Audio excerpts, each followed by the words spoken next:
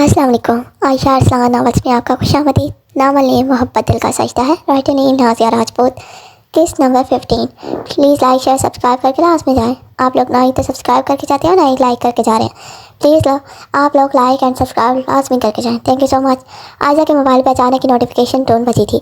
इसने जट से phone on किया था और अरहम की चैट ओपन की थी और सामने मौजूद तस्वीरों को देखते इसके पाँव तले ज़मीन निकल गई थी। लहू रंग आंखें जिनसे मुसलसल आंसू बह रहे थे। पल भर में इसने एक फैसला ले लिया था। अपना और मोबाइल और गाड़ी की कीज उठाते वो जल्दी से नीचे उतरती पहुँच की जाना पड़ी थी। गाड़ी में बैठती इसे दिमाग में ये ख्याल आया कि वो वहाँ तक पहुँचेगी कैसे जहाँ अरहम मौजूद है। यकदम ही इसने लोकेशन ऑन की थी। इसे अरहम की लोकेशन किसी अपार्टमेंट के करीब शो हो रही थी जो यहाँ से आधे घंटे की दूरी पर था। वो इसी लोकेशन को फॉलो करती अपार्टमेंट पे पहुंच चुकी थी। गाड़ी को साइड पार करती वो झटके से बाहर निकली और अपार्टमेंट की सीढ़ियां चढ़ने लगी। चूंकि जूली बेडरूम की खिड़की से आयशा को आता देख चुकी थी, लिहाजा इसने बिना मजीद खैर के अपार्टमेंट का दरवाज़ा खोला था और खुद दरवाजे के बस में आ खड़ी हुई थी। आ जाओ, यही मंजिल है तुम्हारी। Come this in your destination. Ayesha को सर टपाओं देखते इसने शादराना लहजे में कहा था कि आयशा के कदम इसे देखते रुके थे और ये वही तस्वीरों वाली लड़की थी जो आरम के साथ थी। क्या हुआ डार्लिंग, रुक क्यों गई? What happened darling, why did you stop? Julie ने आंखों में हंसत लिए कहा, जबकि लहजे में नफरत ही नफरत थी। कौन हो तुम और क्या चाहती हो? आयशा ने सख्त लहजे में इस्तफसार किया था। आंसू मतवातर आंखों से जारी थी। मैं कौन हूँ ये तस्वीर देखकर भी तुम अंदाजा न लगा सकी।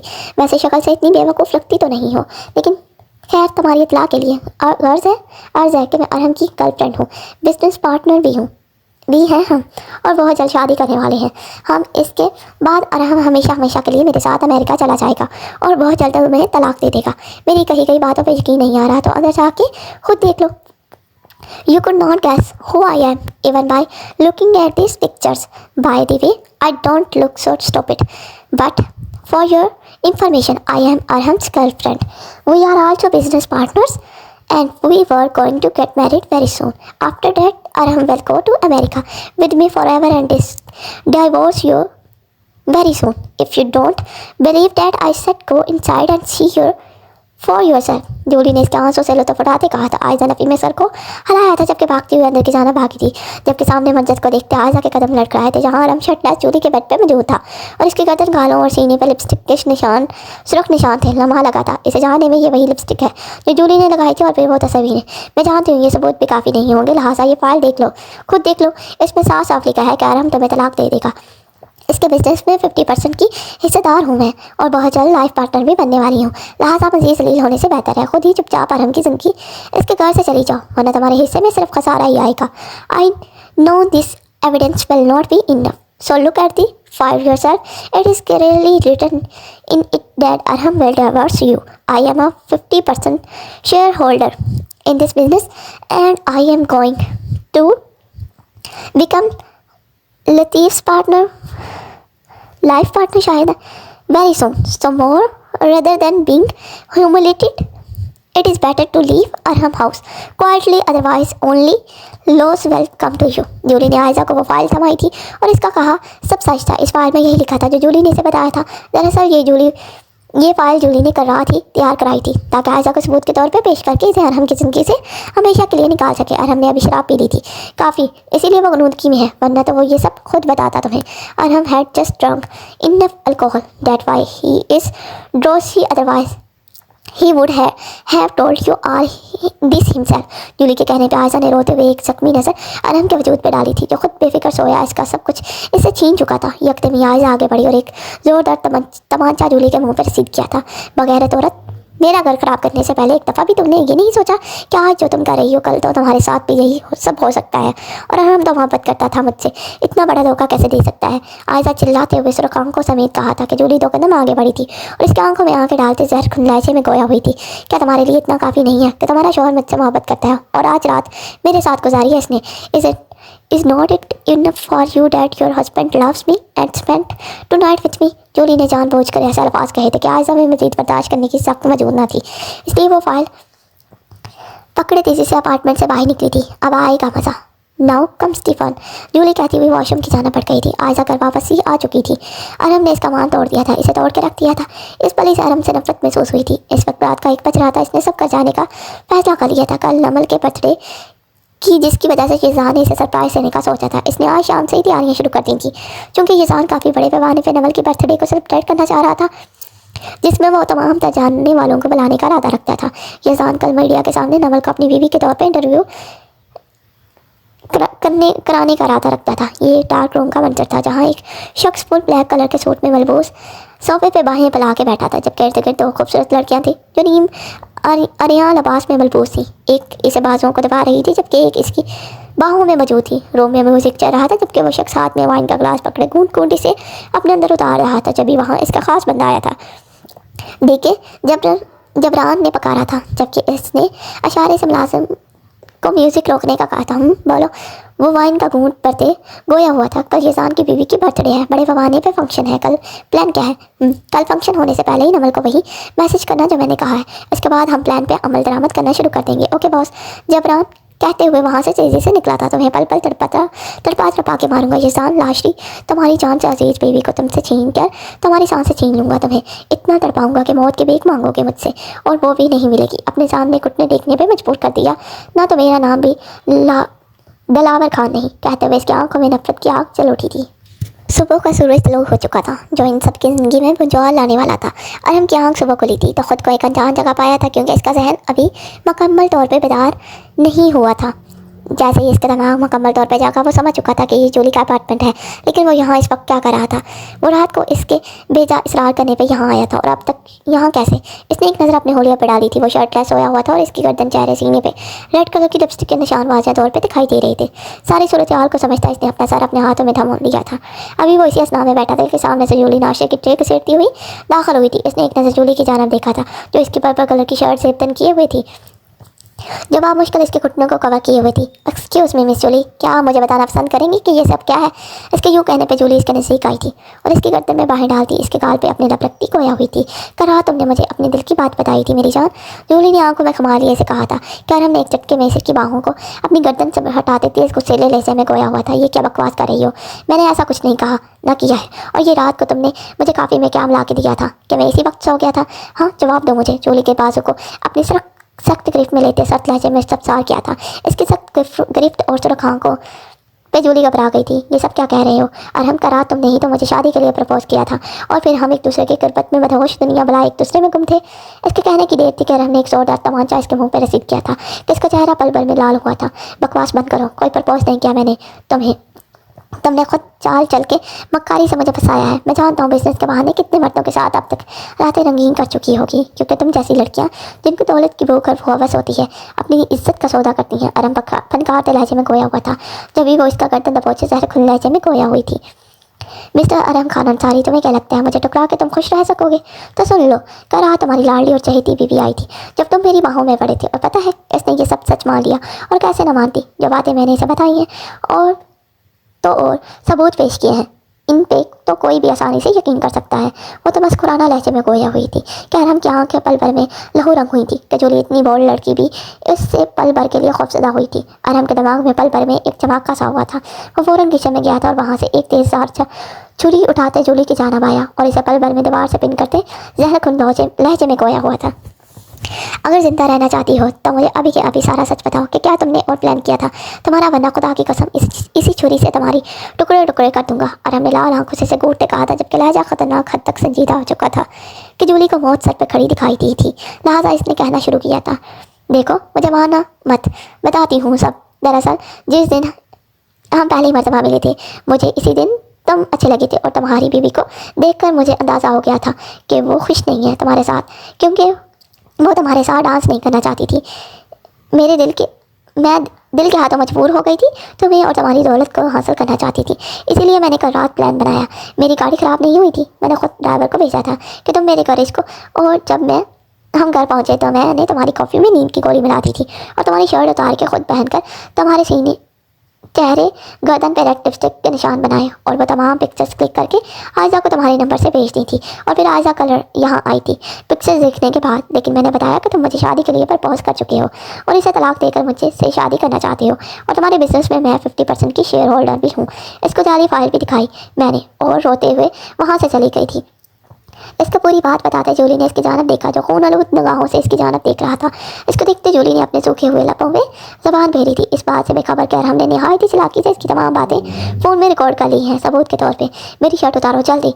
अरहम के यूँ कहने पे जोड़ी एक पल के बीता खैर किए बिना वॉशरूम में घुसी थी। 5 मिनट में वो अपना ड्रेस पहनती शर्मिंदा से इसको शर्ट थमा गई थी कि शर्ट इससे छीन दे। वो गाड़ी की चाबियां उठाता तेजी से बाहर की जानिब लपका था। वो रैश ड्राइविंग करके घर पहुंचा था जहां आयशा अपना बैग पैक किए खड़ी थी। इसके साथ ही अहमद खान अंसारी भी मौजूद थे, यानी कि वो इनके अभी तमाम तर बातें बता चुकी थी। पहले पहल तो उन्होंने यकीन नहीं किया, लेकिन फिर सबूत देखते वो मानने पे मजबूर हुए थे। आयशा मेरी बात सुनो, ऐसा कुछ नहीं है जैसा तुम समझ रही हो। वो झूठ बोल रही है, इसने तमाम तर सच्चाई बता दी है। मुझे रिकॉर्डिंग भी मौजूद है मेरे पास। अरहम ने इसको शानों से थमाते कहा था कि आयशा पल भर में झटके से अपना आप इससे चिड़वाती कराई थी। मत छोड़ो, छुओ मुझे घटिया गंदे दोगले इंसान। तुम्हारा अब कुछ भी बताना सुनना बेमानी है। तुम्हारे कहने पे से सच्चाई बदल नहीं जाएगी ना ही वो वक्त वापस आएगा जब तुम इस जूली की बाहों में थे। आयशा ने लाल आंख के लिए कहा था जबकि आंसू मतवातर आंखों से जारी थी। जी बेबी, ऐसा कुछ नहीं है डैड, आप इसे समझाए ना। अरहम ने उम्मीद पर नजरों से अहमद साहब को देखते कहा था। जिनकी आंखों में भी सर्द बहरी छाई हुई थी। मैंने कहा था इसे, लेकिन जब वो पिक्चर्स और फाइल देखी तो यकीन आ गया मुझे कि तुम इस काबिल ही नहीं हो कि तुम पे यकीन किया जाए। दूर हो जाओ मेरी नज़रों से, अहमद साहब कहते वहाँ से निकलते चली गई थी। जबकि अरहम एक मरतबा फिर आयशा की जाना बढ़ा था, जो इसकी जाना भी देख रही थी। आयशा प्लीज़ एक दफ़ा मेरी बात सुनो, ऐसा कुछ भी नहीं है मेरी जान, वो सब तुम्हारी नज़रों का एक धोखा है और कुछ नहीं। अरहम ने मलते जी निगाहों से इसकी जानब देखते कहा था। अभी अभी तो धोखे से बाहर निकली हूँ मैं, वो धोखा जो मैं अब तक खुद ही को दे दी आई हूँ कि तुम्हें मुझसे मोहब्बत है, लेकिन तुम्हें मुझसे नहीं मेरे जिस्म से मोहब्बत थी जिसको तुमने हासिल भी कर लिया और हासिल करके दिल भर गया। तो मुझे अब छोड़ना चाहते हो? क्यों क्यों? आयशा को एक खिलौना है ना, जब कहोगे हंसेगी, जब कहोगे रोएगी और जब कहोगे तुम्हारे नीचे बिछ जाएगी। आयशा, अरहम ने दहाड़ा था जबकि इसका एक हाथ आयशा को मारने के लिए फजा में बुलंद हुआ था। मारो मारो ना, रुक क्यों गए? अब तुम जैसा कमजोर नफ्स का इंसान और कर भी कह सकता है जिसका दिल अपनी बीवी से नहीं भरा तो बाहर अपनी ख्वाहिशात को पूरी करने चल दिया। अब समझ आई मुझे कि रातों को इतना लेट क्यों आते थे तुम। आयशा ने नफरत भरे लहजे में कहा। क्या मैं तकलीफ से अपनी आंखें मीच दी थी। आयशा, एक दफ़ा सुन लो मेरी बात, मेरी मोहब्बत झूठी नहीं है। तुमसे मैं बहुत प्यार करता हूँ। ये सब एक प्लान है जो हमें अलग करने के लिए बनाया गया है। कहो तो सबूत भी दिखा सकता हूँ तुम्हें, मेरे पास मौजूद है। अरहम ने आंखों में उम्मीद लिए कहा था। क्या आयशा ने तमस्कर उड़ाती निगाहों से इसकी जानब देखा था। मुझे अब मजीद कोई सबूत नहीं देखना अरहम खान अंसारी, जो मैंने देखे वो काफ़ी हैं मेरे लिए। मुझे मजीद तुम्हारे साथ कोई ताल्लुक नहीं रखना जा रही हूँ इस घर से। आज अस्पात से लहजे में कहती मुड़ी थी कि अरहम की आवाज़ पर रुकी थी। अगर तुम्हारी यही फैसला है तो ठीक है, तुम रहो इस घर में, मैं ही चला जाता हूँ कभी ना वापस आने के लिए। अरहम ने तलख भरी मुस्कुराहट चेहरे पे लाते कहा था जबकि आंखों में नमी दर आई थी।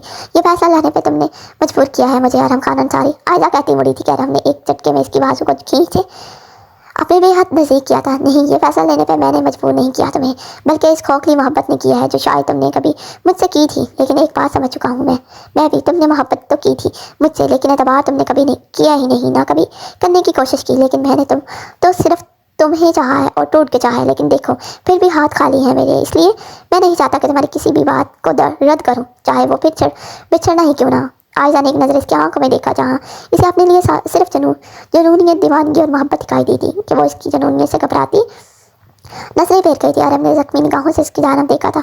मेरी बात याद रखना आयशा, अरहम खान अंसारी, मैं जा रहा हूँ लेकिन तमाम तरह राब्ते ख़त्म करके। और अगर ज़िंदगी में कभी मेरी बेगुनाही तुम पे खुल गई या साबित हो गई तो कभी मुझसे रब्ता करने की कोशिश मत करना।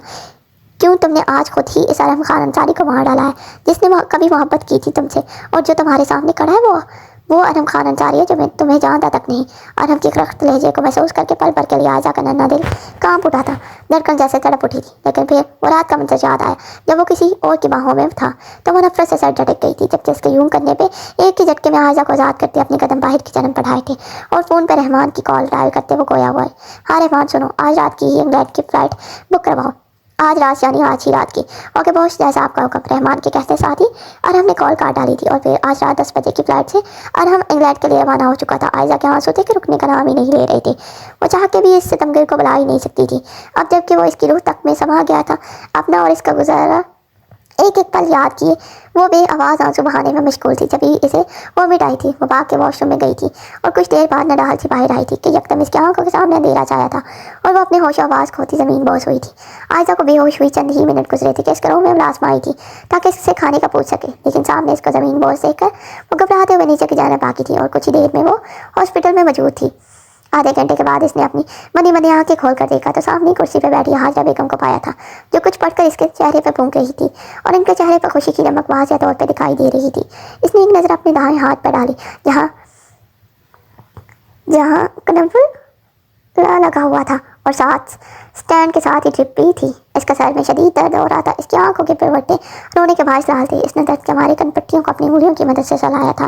मामा, मैं यहाँ क्या कर रही हूँ? क्या हुआ था मुझे? आयशा ने उल्टी निगाहों से सवाल किया था। बेटा, तुम बेहोश होकर गिर गई थी और पता है एक खुशखबरी है तुम्हारे लिए। कैसे खुशखबरी? आयशा ने उल्टी नजरों से हाजा बेगम की जानब देखा था। बेटा, मैं नानी बनने वाली हूँ। और इसका माथा चुमती बोली थी, जबकि आयशा शॉक रह गई थी। क्या हुआ बेटा, तुम्हें खुशी नहीं हुई? जबकि आयशा ने इनकी जानब एक नजर देखा था और फिर सारी बात इनको बताई थी।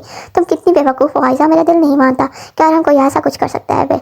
यकीनन तुम्हें कोई गलत फहमी हुई है। मॉम, मैं आपकी सगी है, तुम औलाद हो ना? हाथ दे, ये क्या बकवास है आयशा? मॉम, मुझे कोई गलत फहमी नहीं हुई। इस जूली ने वो फाइल दिखाई थी मुझे और फिर वो पिक्चर्स और चलो मान भी लिया कि ये सब झूठ है। लेकिन मॉम, जो सब मैंने वहाँ अपनी आंखों से देखा वो झूठ नहीं हो सकता। आयशा टूटे बिखरे लहजे में बोली थी। अच्छा परेशान मत हो, मैं बात करूँगी आराम से। नहीं, आपको मेरी कसम, आप कोई बात नहीं करेंगी।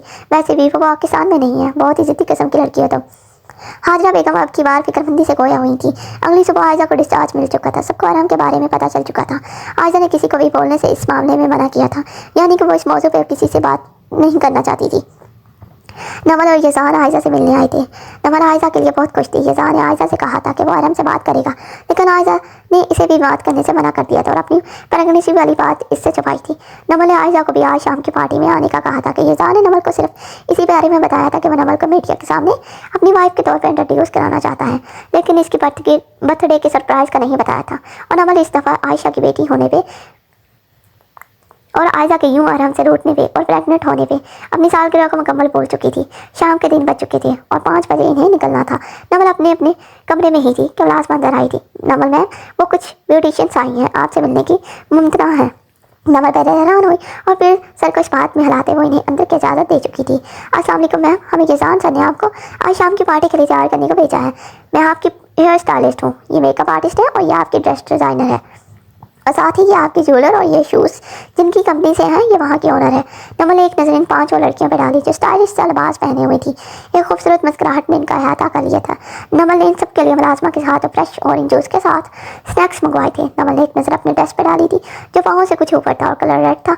इसके हाथ साथ ही डायमंड का वाइट और रेड कलर का खूबसूरत सा सेट और साथ ही वाइट और रेड कलर की हाई हील्स और इन सब पे मोहब्बत से हाथ फेर रही थी क्योंकि वो इसे यज़ान की पसंद थी। इसके लिए मैम, आप माशाल्लाह इतनी खूबसूरत है, आपको तो मेकअप की भी ज़रूरत नहीं, बस लाइट सा टच अप दूंगी।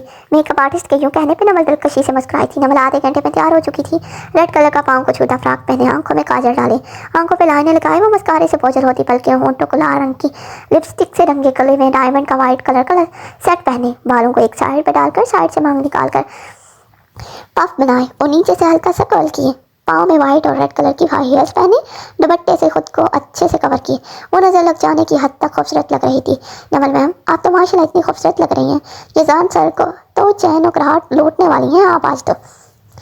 मेकअप आर्टिस्ट ने कहा कि सभी लड़कियां इसकी बात सुनकर मुस्कुरा रही थी, जबकि नवल का दिल जोरों से धड़का था। नवल के तैयार होने के बाद वो लड़कियां भी वापस जा चुकी थी। नवल आईने के सामने कड़ी तनकीदी निगाहों से अपना जायजा ले रही थी। क्या जाना कि इसकी नोटिफिकेशन टोन बजी थी। नवल ने अपना मोबाइल ऑन करते देखा तो वहाँ यज़ान का मैसेज जब घुमा रहा था कि वो गाड़ी बेच रहा है, खुद कुछ मसरूफ़ है, लिहाजा वो ड्राइवर के साथ आ जाए। पहले तो नवल को अजीब लगा कि भला नवल से ज़्यादा ज़रूरी यज़ान के लिए क्या आ सकता है, लेकिन ये सोच करके शायद वाकई ही वो बिजी होगा। दुपट्टे को गले में डाले, चादर को शानों पे अच्छे से फैलाए, अपना मोबाइल और क्लच उठाए बाहर की जाना पड़ी। बड़ी ही थी कि इसे गाड़ी का हॉर्न सुनाई दिया था तो वो तेज़ कदम उठाती बाहर की जाना पड़ गई थी। जहाँ ड्राइवर इसका इंतजार कर रहा था वो बिना इसकी शक्ल देखे गाड़ी का पिछला दरवाज़ा खोलकर बैठ गई थी। गाड़ी थोड़ी दूर गई थी कि नवल को महसूस हुआ कि ड्राइवर गाड़ी को गलत जाना मोड़ रहा है। भाई, ये कौन से रास्ते से ले जा रहे हैं आप? ये रास्ता तो नहीं है, मैं पहले भी इस रास्ते से आई हूँ। इसके किसी किस्म का कोई जवाब न देने पे नमल को अपने खतरे का एहसास हुआ था। गाड़ी रोको, मुझे जाना है, नमल ने कहा था। इस ड्राइवर ने नमल के सर पे कोई नुकीली चीज़ से मारी थी जिससे नमल इसी वक्त अपने होश आवाज़ से भगाना होती चली गई थी। नमल को होश आया तो खुद को किसी कमरे में बंद पाया। कमरे में गहरा अंधेरा छाया हुआ था और नमल का वजूद रस्सियों से बंधा किया था। कोई है? कौन है? मुझे क्यों कैद करके रखा हुआ है? अब की बार नमल ने रोते हुए लड़खड़ाते लहजे में कहा था, लेकिन बेसुध वहाँ इसके तड़पने रोने का कोई असर न हुआ था। बिलाकर इसके काफ़ी शोर मचाने के बाद 2 आदमी कमरे में दाखिल हुए थे। रोने से नवल का मेकअप ख़राब हो चुका था, हेयर स्टाइल भी बिखर चुका था। वेलकम मिसेस नवल, यज़ान लाशरी, दिलावर ने एक लफ्ज़ से छुपा कर अदा किया था। कौन हो तुम? नवल खुद को रस्सियों से आज़ाद कराने की कोशिश करती बोली थी। मैं कौन हूँ ये जानना तुम्हारे लिए ज़रूरी नहीं, लेकिन इतना जान लो कि मैं तुम्हारा खैर ख्वाह नहीं हूँ। तुम्हारे शोहर यानी कि प्रेसिडेंट यज़ान आशरी का सबसे बड़ा दुश्मन मैं ही हूँ, दिलावर खान ने आग उगलते लहजे में कहा और दूसरा आदमी को कमरे की लाइट ऑन करने का कहा था। दिलावर खान की नज़र जैसे ही नवल की जानिब उठी वो अपनी जगह जमसा गया था। शायद ही इसने खूबसूरती पहले कभी देखी थी। इसकी कोई गर्लफ्रेंड इतना हुस्न नहीं रखती थी कि जितना हुस्न नवल के पास था। प्लीज़ क्या बिगाड़ा है तुम्हारा, जाने दो, नवल ने रोते हुए कहा था, जबकि दिलावर ने सत्ता पाँव गलीज़ निगाहों से नवल की जानिब देखा था। ठीक है, मैं तुम्हें जाने दूंगा, लेकिन मेरी कुछ शराइत हैं, वो माननी पड़ेंगी तुम्हें। कैसी शर्तें? नवल ने बेगी पलकों समेत दिलावर की जानिब देखते पूछा था। तुम्हें यज़ान से बोलना होगा कि वज़ीर आज़म के अहदे से सब इस्तीफ़ा दे दे और तुम इससे तलाक लेकर मेरे पास आ जाओ। तुम्हें पैसे मैं तोड़ दूंगा। बकवास बंद करो अपनी घटिया इंसान। क्या समझते हो तुम खुद को? हाँ, कि हर किसी को पैसे से खरीद लोगे? मुझे अपने शोहर से बहुत मोहब्बत है, समझे तुम? और मैं यज़ान से इस किस्म का कोई घटिया मुतालबा नहीं करूँगी, चाहे तुम मुझे मार ही क्यों ना दो, समझे? नवल को राय थी कि दिलावर का इस्तेमाल ऊद कर आया था और इसने दूसरे आदमी को नवल की वीडियो बनाने का बोला था। ठीक है, तुम्हारी मर्जी, अब जो मैं करूँगा। ये नवल रोते हुए इस वीडियो से मना करती बोली थी। जानती हो मैंने ऐसा क्यों किया, ये वीडियो क्यों बनाई? इसलिए कि ये वीडियो तुम्हारे शोहर को भेजूंगा, फिर वो तड़प कर तुम्हें बचाने आएगा और अफसोस कि मुझे दो मोहब्बत करने वालों को जुदा करने का कोई दुख नहीं होगा। जब मैं तुम्हारी इन हसीन आंखों के सामने तुम्हारे चहीते शोहर को कत्ल करूंगा, दिलावर खान ने सफाके से कहा था, जबकि नफी में सरहराते रह गई थी और दिल में यज़ान को शिद्दत से पकाने लगी थी। यज़ान जो कि अपने मैनेजर के साथ कुछ इंपॉर्टेंट पॉइंट्स डिस्कस करने में मसरूफ था, इस नोटिफिकेशन टोन बजी थी। आज के यूनिट की तमाम तैयारियां मुकम्मल थी, बस गेस्ट और नमक आना बाकी था। यज़ान ने जैसे ही मैसेज ओपन किया, एक वीडियो के साथ इस एक मैसेज और लोकेशन भी मचोड़ हुई थी, जिसको देख यज़ान की आंखें हद तक जलाल हो चुकी थी। पल भर में वो सारी सूरत हाल को समझ गया था। अगर अपनी बीवी को जिंदा देखना चाहते हो तो फ़ौरन इस लोकेशन पर पहुंचो। अगर पुलिस को इन्फॉर्म किया तो इस शहर की बर्बादी का जिम्मेदार तुम खुद होगी। यज़ान जानता था कि ये कौन है, लिहाजा इसने इंतहाई होशियारी से काम लेते पुलिस की बारी नफरी को अलर्ट कर दिया था और इनको सिविल कपड़ों में ही आने की तलकीद की थी कि इनको इन पर किसी किस्म का कुछ शक व शुबा ना हो। नमल की किडनैप हुए 1 घंटा गुजर चुका था और यूनिट में तमाम गेस्ट आ चुके थे। तमाम लोग ही यज़ान की बीवी को देखना चाहते थे। टाइम हो चुका था, लेकिन ना ही स्टेज पर यज़ान था ना ही नमल। लोगों की आपस में चहमगोइयां भी जारी थी। राहिल और अनगलान दोनों ही नमल और यज़ान के नंबर ट्राई कर रहे थे, लेकिन दोनों के फ़ोन ही मुसलसल बन जा रहे थे। यज़ान लोकेशन पर पहुंच चुका था, जो कि दिलावर खान का ही हाउस था। पुलिस को अपने पीछे आने का कहता वो तेज़ कदम उठाता, अंदर की जाने बढ़ा था। गेट पे मौजूद चौकीदार इसको पहचान गया था, लिहाजा इसने इसको अंदर आने दिया था। यज़ान जैसे ही अंदर दाखिल हुआ, सामने से दिलावर खान इसे शराब पीता हुआ दिखाई दिया था। कहाँ है मेरी बीवी दिलावर खान? यज़ान की गज़बनाक और चंगारती आवाज़ सुनकर दिलावर हंसा था। बीवी से भी मिलवा देता हूँ, लेकिन कहिए पुलिस के साथ लाने की गलती तो नहीं कर बैठे तुम? अगर ऐसा ही तो मैंने इस शहर के सबके महंगे और बड़े मॉल में अपने आदमियों से कहकर टाइम बम लगवा दिया है। अगर तुम पुलिस साथ लाए हो तो भी इस हंसते बसते शहर को मेरे कहर से कोई नहीं बचा सकता, और अगर तुम नहीं लाए तब भी इस शहर को बर्बादी से नहीं बचा पाओगे। ये तो तय बात है। दिलावर की बात सुनकर यज़ान का सियाल उठ कर आया था और एक ही झटके में इसके जाने पड़ते हुए इसके मुंह पे दे पर पे रसीद करने लगा। दिलावर ने खुद को बचाने की कोशिश की, अपने आदमियों को अलर्ट किया, लेकिन इससे पहले ही पुलिस ने इस तमाम इलाके को अपने घेरे में ले लिया था। यज़ान को एक कमरे से मदन रोशनी आती दिखाई दी थी और वहीं से नमल के चीखने की आवाज़ भी लिहाजा वो 1 मिनट की भी देर किए बिना इसकी जानिब लपका था। जैसे ही वो इससे कमरे में पहुंचा, सामने नमल इसे कुर्सियों पर रस्सियों से बंधी नजर आई थी और एक ही जिसमें इसकी जानिब लपका था। यज़ान आप आ गए, मुझे मारना चाहता था वो, नमल ने लड़खड़ाते लहजे में बीगी पलकों समेत कहा था कि यज़ान ने अपनी लहू टपकती नज़रों से नमल की आंखों में देखा और एक ही झटके में इसको रस्सियों से आज़ादी दिलाने के बाद इसको अपने सीने में भींच लिया था। नमल मेरी जान, अल्लाह का शुक्र है तुम ठीक हो, मैं आ गया हूँ ना, अब तुम्हें कुछ भी नहीं होने दूंगा। यज़ान वो ड्राइवर नहीं भेजा था? नहीं जान, मैंने नहीं भेजा था, इनफैक्ट मैं खुद लेने आने वाला था तुम्हें। वो बंदा सही नहीं था, ऐसे पुलिस ने सबको अरेस्ट कर लिया है। जान कुछ नहीं होने दूंगा तुम्हें, आई प्रॉमिस। यज़ान ने शिद्दत से नमल की पेशानी को चूमते कहा था कि दिलावर जो कि पुलिस के डर की वजह से वहीं कहीं छुपा हुआ था। नमल और यज़ान को यूं देखते इसकी आंखों में खून उतरा था। अपनी गन को लोड करते हुए दबे पाँव यज़ान और नमल की जानिब बढ़ा। चूंकि यज़ान की दिलावर की जानिब पीठ थी, इसलिए वो इसे नहीं देख सका था, लेकिन नमल ने इसको देखते यज़ान की शर्ट को मुट्ठी में बेच दिया था। यज़ान वो आपके पीछे है, नमल ने खौफ से लरजते कहा था कि यकदम ही यज़ान ने नमल को अपने पीछे किया और खुद दिलावर की जानिब रुख मोड़ा था। यज़ान मैं तुम्हें आखिरी चांस देता हूँ, वज़ीर आज़म के ओहदे से इस्तीफ़ा दे दो और सियासत छोड़ दो, मैं तुम दोनों की जान बख्श दूंगा और ये भी बोल जाऊँगा कि तुमने मेरे साथ कितनी जातियाँ की हैं, और अगर तुमने ऐसा नहीं किया तो तुम दोनों मियाँ बीवी कलमा पढ़ लो फ़ौरन। गन ट्रिगर पर उंगली रखते दिलावर ने खबासत भरी हंसी हंसते कहा था, ये तो कतई मुमकिन नहीं है कि मैं सियासत छोड़ दूँ, ये पेशा तो मेरे बाप दादा का भी रहा है, तो मैं कैसे इससे दस्तबरदार हो सकता हूँ। तुझ में हिम्मत है तो चला गोली, देखते हैं कि किसमें कितना दम है। नहीं यज़ान आप क्या कर रहे हैं, ऐसा मत करें, मैं आपके बिना नहीं रह सकती, नमल ने रोते हुए कहा था। चलो ठीक है, दोनों लो वर्ड्स कलमा लव वर्ड्स कलमा पढ़ लो, दिलावर ने आपकी बार फनकारते हुए कहा था। इससे पहले कि वो गोली चलाता, यजान ने हाथ फुर्ती से अपने फ़ोन में इसकी की गई रिकॉर्डिंग सेव करते अपनी पिस्टल करो को इसके सामने मोड़ते अंधाधुंध इसके हाथ पे गोली चलाई थी, जबकि वह तकलीफ के सबब बुलबुला आया था। इसी वक्त एसीपी और चंद पुलिस एहलकार अंदर दाखिल हुए थे और दिलावर को अपने घेरे में लिया था। यजान 1 मिनट की देर किए बिना अपने फ़ोन में हुई रिकॉर्डिंग एसीपी को सुनाई थी, जिसकी बिना पे एसीपी दिलावर की जाना बढ़ा था और इसके हाथ में हथकड़ी लगाने लगा था। You are under arrest mister Dilawar Khan, ACP ने कहा था। तुम दो डॉक्टर के पुलिस वाले, तुम मुझे दिलावर खान को गिरफ्तार करोगे? जानते हो कि कौन हूँ? मैं सदर रह चुका हूँ इस मुल्क का, समझे तुम? सर, आपकी बात 100% दुरुस्त है, लेकिन तमाम सबूत आपके खिलाफ और आपके चंद साथियों ने भी आपके खिलाफ बयान दे दिया है, और इस रिकॉर्डिंग को सुनने के बाद तो किसी और सबूत को देखने की जरूरत ही नहीं, क्योंकि कंट्री के मिस्टर प्रेसिडेंट और इनकी वाइफ को जान से मारने की धमकी दी है और इस्तीफा देने को भी कहा है, जो कि कानूनन जुर्म है। एसीपी ने तफसील बताते से हथकड़ी लगाई थी, जबकि दिलावर ने यजान को लाल आंखें लिए घूरा था, जबकि यजान के चेहरे पर छाई मुस्कुराहट गहरी हुई थी। अचानक ही दिलावर की हंसी गूंजी थी। तुम लोगों ने इन लोगों को तो बचा लिया है, लेकिन इस शहर को कैसे बचाओगे जहाँ मैंने टाइम बम लगाया है? दिलावर ने कहा ही था कि एक जोरदार मुक्का यजान ने इसके मुँह पर झट दिया था, जबकि एसीपी ने पुलिस एहलकारों को इसे थाने ले जाने का हुक्म दिया था। सर यजान, अब हम क्या करेंगे? इतनी जिंदगियों को कैसे बचा पाएंगे? एसीपी ने लहजे में परेशानी से कहा था। I have idea mister ACP, आप फायर ब्रिगेड को और तमाम पुलिस की नफरी को माल पहुंचाने का कहें। मैं आर्मी के कैप्टन इमरान कुरैशी को कॉल करे, वहाँ आर्मी के सोल्जर्स को भी पहुंचने को कहता हूँ। Okay sir, noted. एसीपी भी फुर्ती से बाहर निकला था कि यजान भी नंबर को अपने सार में लिए बाहर निकला था। गाड़ी में बैठते इसने रमजान के नंबर पे कॉल मिलाई थी। हेलो साले साहब, आपकी सख्त ज़रूरत है, काइंडली मेरी बेटी के लोकेशन पे पहुंचे, मैं वहीं आ रहा हूँ। रमजान ने यजान के लहजे में संजीदगी महसूस करके फ़ौरन अपनी कार को लिए वहाँ से निकला था, जबकि आयशा इसको इतनी तेज़ी से जाते देखते हैरान हुई थी। यजान प्लीज़ ऐसा मत करें, आप और भाई वहाँ मत जाए, नमल ने रोते हुए कहा था कि इस पल यजान को नंबर पर डेरा प्यार आया था और अपने दिल की पखार पर लब्बैक करते हुए इसके सांसों पर अपना तसल्लुत जमा गया था। इसकी शिद्दत पर लम्स को जलने की हिम्मत न थी। नवल को अपने सर झुकराता हुआ महसूस हुआ था कि सांस रुक रहा था। यजान इसकी उखड़ती से डूबती सांसों को महसूस कर पीछे हटा था कि नवल इसकी बाहों में झूल गई थी।